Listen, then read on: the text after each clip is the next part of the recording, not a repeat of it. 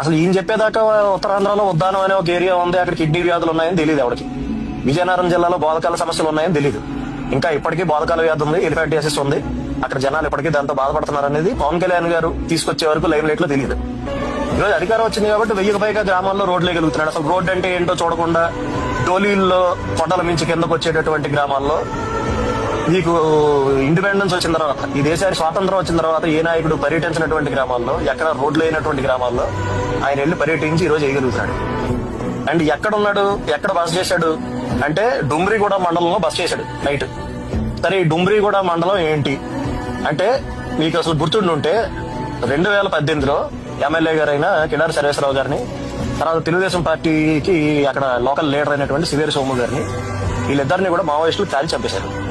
అంత ప్రాబ్లమేటిక్ ఏరియాలో ఒక డిప్యూటీ చీఫ్ మినిస్టర్ ఓ రాత్రి అంతా అక్కడ ఉండిపోయి కాలినడకని నడుచుకుంటా టాపరాయి దాటి ఈ గ్రామాలకు వెళ్తున్నాడు అంటే అతనికి ప్రజాసేవ చేయాలి, ప్రజల కోసం మనం నిలబడాలి అనే ఇంటెన్షన్ గాని చిత్తశుద్ధి గాని లేకపోతే అసలు ఎందుకు వెళ్తాడు? ఒక గర్భిణీ స్త్రీ ఉంది అంటే డోలీ కట్టి తీసుకురావాలి ఆవిడ. దారిలో డెలివరీ, మార్గ మధ్యలో డెలివరీ అయిపోతుంది. తల్లి బిడ్డ క్షేమంగా ఉంటారో లేదో తెలియదు. ఎవరికైనా చిన్న జబ్బు చేసిందంటే అతన్ని 2 మనుషులు మోసుకుంటూ రావాలి. ఇంకా మనం బతుకుతున్న ఇలాంటి సమాజంలో విశాఖపట్నం లాంటి మన రాష్ట్రంలోనే అతిపెద్ద సిటీకి దగ్గరలో ఉన్నారు ఈ జనాలు. వాళ్ళకి రోడ్డు వేయడం, మన వీధిలో రోడ్డు వేయడం ఒకటి కాదు, మీరు గుర్తుపెట్టుకోండి. వాళ్ళకి రోడ్డు వేసినందుకు చరిత్రలో మిగిలిపోతాడు, వాళ్ళ దృష్టిలో దేవుడి కింద మిగిలిపోతాడు పవన్ కళ్యాణ్. నీకు నమస్కారం బాబు, దండం పెట్టు. ఇంకో 50 ఏళ్ళ తర్వాత అయినా సరే ఎవడైనా వెళ్ళినప్పుడు చెప్తారు వాళ్ళు, ఎవడేసాడు రోడ్డు ఉండేవాడండి, ఆయన వేసాడు రోడ్డు అని చెప్తారు. ఇది వాళ్ళకి జీవితం. వాళ్ళకి అంత గొప్ప పని చేస్తున్నాడు కాబట్టి దయచేసి వీలైనంత వరకు మీకు ఎంత చేతనైతే అంత పబ్లిసైజ్ చేయండి. ఎందుకంటే అతను ఏం చేస్తున్నాడో చూపించే మీడియా లేదు, సెలెక్టివ్ గా చూపిస్తుంది.